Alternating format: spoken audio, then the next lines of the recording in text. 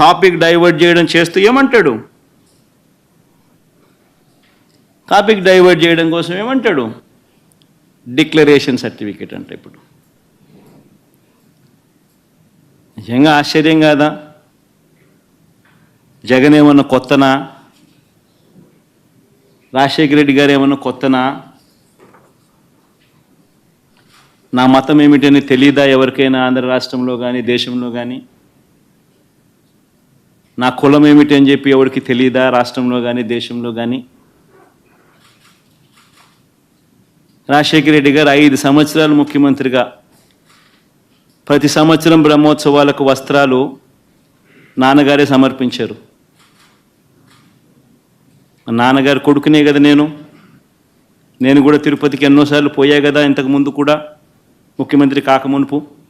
అంతెందుకు నా పాదయాత్ర మొదలెట్టేటప్పుడు వెంకటేశ్వర స్వామి ఆశీస్సులు తీసుకుని మొదలెట్టా. నా పాదయాత్ర అయిపోయిన తర్వాత నేరుగా తిరుపతికి వెళ్ళి కాలినడకన కొండెక్కా. తిరుపతికి వెళ్ళి కాలినడకన కొండెక్కి వెంకటేశ్వర స్వామి దర్శనం చేసుకుని తర్వాతనే ఇంటికి పోయా. నా పాదయాత్ర అయిపోయిన తర్వాత, నా 3648 కిలోమీటర్లు నా పాదయాత్ర అయిపోయిన తర్వాత. ఇవన్నీ తెలియవా రాష్ట్ర ప్రజలకు? మన అప్పుడు చంద్రబాబు నాయుడు గారు ప్రభుత్వమే కదా అప్పుడు ఉండింది. అప్పుడు నేను ప్రతిపక్ష నాయకుడినే కదా అప్పుడు. మన ఆయన కళ్ళ ముందరనే కదా వెళ్ళింది, తిరుపతి కొండెక్కింది 2 సార్లు. మళ్ళీ దాని తర్వాత నేను ముఖ్యమంత్రి అయినా. 5 సంవత్సరాలు తిరుపతి బ్రహ్మోత్సవాలకు దగ్గరుండి వస్త్రాలు నేనే సమర్పించాను. వస్త్రాలను నెత్తిన పెట్టుకుని మోసుకుంటూ వెళ్ళి వెంకటేశ్వర స్వామి మీద భక్తి శ్రద్ధలు చూపిస్తూ వెంకటేశ్వర స్వామికి బట్టలు సమర్పించడం జరిగింది. నేను అడుగుతా ఉన్నా, ఫస్ట్ టైం ఎవడన్నా పోతా ఉన్నప్పుడు నువ్వేదో ఇట్లా మాటలు మాట్లాడినా అర్థం ఉంది. 10 సార్లు 11 సార్లు పోయిన తర్వాత ఈరోజు నేను తిరుమల తిరుపతి దేవస్థానానికి నేను పోతానంటే నేను అడ్డుకుంటూ ఈ మాదిరిగా నువ్వు నోటీసులు ఇస్తూ ఈ మాదిరిగా తిరుమల తిరుపతి దేవస్థానానికి నేను పోకూడదు అని చెప్పి ఈ మాదిరిగా నోటీసులు ఇస్తూ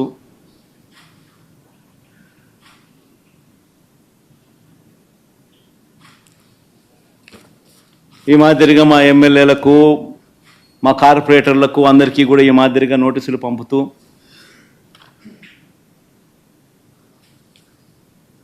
నేను అడుగుతా ఉన్నా, ఒక రాష్ట్ర ముఖ్యమంత్రిగా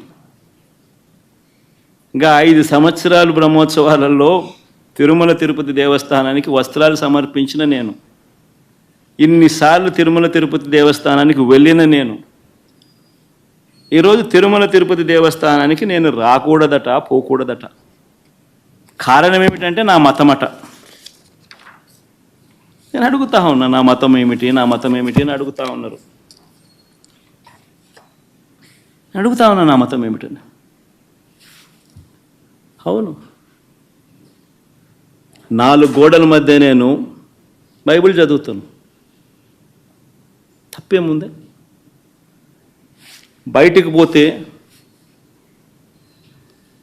హిందూ సాంప్రదాయాలను నేను అనుసరిస్తాను, గౌరవిస్తాను. బయటికి పోతే ఇస్లాంను అనుసరిస్తాను, గౌరవిస్తాను. బయటికి పోతే సిక్కిజంను అనుసరిస్తాను, సిక్కిజంను నేను గౌరవిస్తాను. నా మతం ఏమిటని అడుగుతా ఉన్నారు. నా మతం మానవత్వం. డిక్లరేషన్లో రాసుకుంటానేమో రాసుకుంటా. దానికి పెద్ద రాద్ధాంతం చేసి దానికి దళితుల్ని కండక్ట్ చేశాడు. అంటే అతను చేసిన పొరపాటుని కులమతాల మధ్య విద్వేషాలు రెచ్చగొట్టడానికి ఏ రకంగా మాట్లాడుతున్నాడు. నాకే ఈ పరిస్థితి ఉంటే దళితులకి ఏ పరిస్థితి ఉంటే? అసలు దళితులు అన్న పదం నోట్లోంచి రావడానికి నీకు అర్హత లేదయ్యా. ఎందుకు చెప్తున్నానంటే ఇదే తిరుమల తిరుపతి దేవస్థానం బోర్డు మెంబర్ల గురించి మాట్లాడుతూ నువ్వు ఒక మాట మాట్లాడు. చాలామంది రికమెండేషన్స్తో వస్తారు, సీఎం గారు రికమెండేషన్లతో వస్తారు, చాలా ప్రాశస్తమైన కమిటీ అది, ఆ బోర్డు అది అని చెప్పావు. మరి ఆ బోర్డుని ఒక రకంగా చెప్పాలంటే భ్రష్టు పట్టించడానికి 50 మంది సలహా మండలిని ఎందుకు పెట్టావు? నీకు విషయం చెప్పనా, అఫ్కోర్స్ అది కోర్టు కొట్టేసింది కాబట్టి పోయారు, కానీ నువ్వు ఇచ్చిన బోర్డులో కూడా 6గురికి నేర చరిత్ర ఉందని సాక్షాత్తు హైకోర్టు బయట చెప్పింది. నీకు ఇంకో విషయం తెలుసా, నువ్వు ఇచ్చిన బోర్డులో ఒక్కడు కూడా దళితుడు లేడు. నువ్వు ఈరోజు దళితుల గురించి మాట్లాడుతున్నావు. నీకు ఆ రోజే నీ చేతులతోనే టీటీడీ బోర్డు మెంబర్లకి దళితులకి ఇవ్వాలన్న ఆలోచన కూడా నీకు రాలే. మళ్ళా పైగా ఈరోజు దళితుల గురించి మాట్లాడుతున్నావు. మా హయాంలో మా బాలవీరాంజనేయ స్వామి గారు, మా మంత్రి గారు ఆ రోజు బోర్డు మెంబరు. ఇంకో విషయం కూడా ఇక్కడ ప్రస్తావించాలి కాబట్టి ప్రస్తావిస్తున్నా. 2014-19 హయాంలో నేను ఎమ్మెల్యేగా ఉండేటప్పుడు గౌరవ ముఖ్యమంత్రి గారు చంద్రబాబు నాయుడు గారు నన్ను టీటీడీ బోర్డు మెంబర్ని చేస్తే ఆ రోజు నా మీద కావాలని నేను మాట్లాడిన మాటలను కట్ అండ్ పేస్ట్ చేసి ఆరోపణ చేశారు.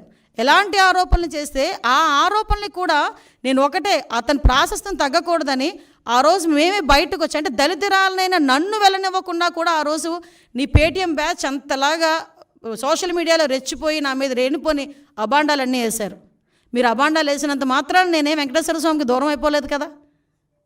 ఆ రోజు దళితురాలను నన్ను కూడా వెళ్ళనివ్వలేదు, దళితులకి ఎవరికి పోటీ పెట్టనివ్వలేదు, కనీసం వాళ్ళకి ఇవ్వలేదు, దళితులకి ఎవరికి నువ్వు బోర్డు మెంబర్ ఇవ్వలేదు. ఈరోజు నువ్వు మాట్లాడుతున్నావు. నేను ధైర్యంగా చెప్తున్నాను, నేను హిందువుని. నువ్వు చెప్పగలవా? బయటకు వచ్చి చెప్పు, డిక్లరేషన్ మీద సంతకం పెట్టవయ్యా అంటే పారిపోయి ఇంట్లో కూర్చున్నావు. ఈరోజు నువ్వు మాట్లాడుతున్నావు దీని గురించి. ఇలాంటి విషయాలన్నీ కూడా ఒక్కసారి మనం కూడా, నేను ఒకటే చెప్తున్నా, ఈరోజు దళితుల గురించి, అంటే దళితులు అంటే ఏంటంత చిన్న చూపు? దళితులు ఎవరు గుళ్ళకి వెళ్ళట్లేదా? ఈరోజు నీకు విషయం తెలుసా, తిరుమల తిరుపతి దేవస్థానం మీద డిప్యూటీ ఈఓ పొజిషన్లో ఉన్న వాళ్ళు చాలామంది వెళ్తున్నారు. ఒకసారి చెక్ చేసుకో. నీ హయాంలో నువ్వు ఉండలేకపోవచ్చేమో, మా హయాంలో ఉంటారు. ఎందుకంటే మాట్లాడితే మానవత్వం అన్న పదం సిగ్గుపడుతుందయ్యా జగన్మోహన్ రెడ్డి, నీ నోట్లోంచి ఆ పదం వస్తే. నువ్వు మానవత్వం గురించి మాట్లాడేటప్పుడు వెనకతలు పిక్చర్ వేసుకో. మీ బాబాయ్ హత్య, గొడ్డలిపోటు గురించి ఒక పిక్చర్ వేసుకో, అప్పుడు మానవత్వం గురించి మాట్లాడేది. కానీ వెనకతలు ఇంకో పిక్చర్ వేసుకో, నీ చెల్లి వీధి ఢిల్లీ గల్లీ తిరిగిన పొజిషన్ గుర్తుపెట్టుకో. మానవత్వం గురించి నువ్వు మాట్లాడేటప్పుడు షర్మిల ఈరోజు రోడ్డుకి ఎందుకు మీకు వ్యతిరేకంగా మాట్లాడుతుందో ఒక్కసారి ఆలోచించు. మానవత్వం గురించి ఆలోచించేటప్పుడు నీ తల్లి ఏం చేస్తుందో ఒక్కసారి ఆలోచించు. నువ్వు మానవత్వం గురించి మాట్లాడతావు. మన సెక్యులరిజము అందుకేనా సార్వభౌమత్వాన్ని గురించి, సెక్యులరిజం గురించి నువ్వు మాట్లాడతావు. ఇదేం దేశం మాట్లాడు. అసలు నిజంగా చెప్పాలంటే నిన్న ప్రెస్ మీట్ తర్వాత ఇదేం దేశం, ఇదేం మతం, ఇదేంటి అని మాట్లాడావు. దేశద్రోహం, దేశ బహిష్కరణ కింద నిన్ను బయట పంపించేయాలి.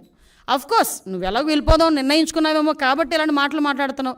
లాస్ట్ 5 సంవత్సరాలు చక్కగా సంపాదించి బయట పెట్టుకున్న బయట దేశాల్లో, ఇంకెలాగ ఇక్కడ ఉన్న వాళ్ళు బయటకు వస్తే తన్నేలా ఉన్నారని చెప్పేసి వెళ్ళిపోవడం రెడీ అయినట్టున్నావు. అఫ్కోర్స్ అందువల్ల నువ్వు ఆ మాట మాట్లాడుతున్నావేమో. నిజంగా దేశద్రోహం చట్టం కనుక ఉండుంటే నిన్న ఆ కేసులు ఈరోజు బుక్ చేసేవాళ్ళమే. దేశ బహిష్కరణ అన్నదే నీకు కరెక్ట్. భారతదేశంలో పుట్టి భారతీయుడిగా ఉండి ప్రపంచంలో ఏ దేశం వెళ్ళినా కూడా నేను భారతీయుడిని సగర్వంగా నాకు తలెత్తుకుని తిరిగే ప్రతి భారతీయుడు సిగ్గుపడేటట్టుగా భారతదేశంలో ఉండి అదే ఆంధ్రప్రదేశ్ ముఖ్యమంత్రిగా చేసే 5 సంవత్సరాలు ఈరోజు నువ్వు ఇదేం దేశం అని అడుగుతున్నావంటే నిన్ను దేశ బహిష్కరణ కాకుండా ఇంకేం చేయాలి? అది నీ తాలూకా దేశభక్తి. నువ్వు సెక్యులరిజం గురించి మాట్లాడతావు, మానవత్వాల గురించి మాట్లాడతావు. కాబట్టి నేను అడిగేది ఏంటంటే, ఇప్పటికైనా మళ్ళీ చెప్తాను, నేను ఎవ్వడూ ఆపట్ల. వెళ్ళు, ఈ రోజుకే వెళ్ళు. నువ్వు ఎప్పుడు వెళ్తానంటావో చెప్పు. మాజీ ముఖ్యమంత్రి హోదాలో, ఎమ్మెల్యే హోదాలో నీకు ఎలాంటి దర్శనం కావాలంటే ఆ దర్శనం ఇస్తావు. అజయ్ కలాం లాంటి వాళ్ళే డిక్లరేషన్ పెట్టేసుకెళ్ళారు. షారుఖ్ ఖాన్ వచ్చారంటే డిక్లరేషన్ పెట్టుకుని వెళ్ళారు. ఇందిరాగాంధీ గారు వచ్చి సోనియా గాంధీ గారు వచ్చి డిక్లరేషన్ మీద సంతకం పెట్టుకుని వెళ్ళారు దర్శనానికి. వాళ్ళందరికీ నమ్మకం ఉండబట్టే వెళ్ళారు. నువ్వు డిక్లరేషన్ మీద సంతకం పెట్టి దేవుడు అంటే నాకు నమ్మకం ఉంది, ఆ దేవుడు అంటే నాకు అపారమైన గౌరవం ఉంది, ఆ దేవుడు తాలూకా గౌరవాన్ని కాపాడుతానని చెప్పి ఒక చిన్న డిక్లరేషన్ మీద సంతకం పెట్టి దర్శనానికి పో. నేను వెనకైతే ఎంతమంది తీసుకెళ్ళి వాళ్ళందరికీ ప్రోటోకాల్ దర్శనం చేపిస్తాం.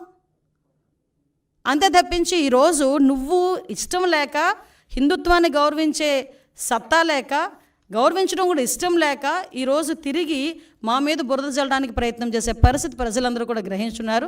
దయచేసి ఇలాంటి వాటి మీద పక్కన పెట్టి నువ్వు ఎప్పుడు వెళ్తానన్నా కూడా మేము చక్కగా మేమందరం వెల్కమ్ చెప్తాము. వెళ్ళి డిక్లరేషన్ మీద ఎనీ టైం డిక్లరేషన్ మీద సంతకం పెట్టి నువ్వు వెళ్ళొచ్చు అని చెప్పి జగన్మోహన్ రెడ్డి గారికి తెలియజేసుకుంటూ ఒకటి మాత్రం చెప్తున్నానండి, మన భారతదేశంలో అన్ని మతాల వాళ్ళని కూడా సమానంగా గౌరవించే పరిస్థితి ప్రతి ఒక్క భారతీయుడికి ఉంటుంది. గౌరవించి తీరాలి. ప్రతి ఒక్క సంప్రదాయాన్ని గౌరవించి తీరాలి. హిందువులోని కూడా చాలా సాంప్రదాయాలు ఉంటాయి, ఆ సాంప్రదాయాలను కూడా మనం గౌరవిస్తాం. అటువంటి పరిస్థితుల్లో ఒక కలియుగ వెంకటేశ్వర స్వామి అంటే ప్రపంచంలోనే ప్రాశస్తమైన గుడి. చాలామంది మొక్కుబడులు ఏ రేంజ్లో తీర్చుకుంటారంటే, కొంతమంది ఎక్కడున్నా ప్లస్ కాలినడకన వస్తారు, కొండ మీదకి కాలినడకన ఎక్కుతారు, మోకాళ్ళ మీద నుంచి ఎక్కుతారు కొంతమంది.